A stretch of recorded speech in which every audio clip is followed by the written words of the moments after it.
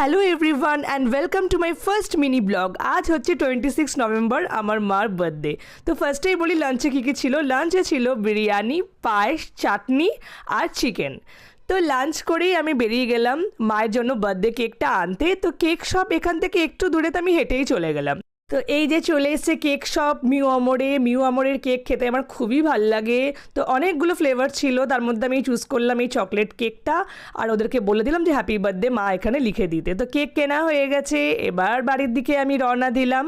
তারপর মা কেকটা কাটলো, আর আমার এত ভাল লাগলো মার মুখে এই হাসিটা দেখে যে আমি কেকটা নিয়ে গেছি বলে মা কতটা এক্সাইটেড। তারপর কেক কাটার পর মা আর আমি চলে এলাম আমার ফ্রেন্ড আবিশার বাড়ি। এই ডগিটাকে দেখো তোমরা, এটা আবিশার ডগি, ওর নাম হচ্ছে টফি। এত কিউট, আরও কেক খাওয়ার জন্য কি এক্সাইটেড, আর দেখো কি কিউট লাগছে কেক খাওয়ার সময়।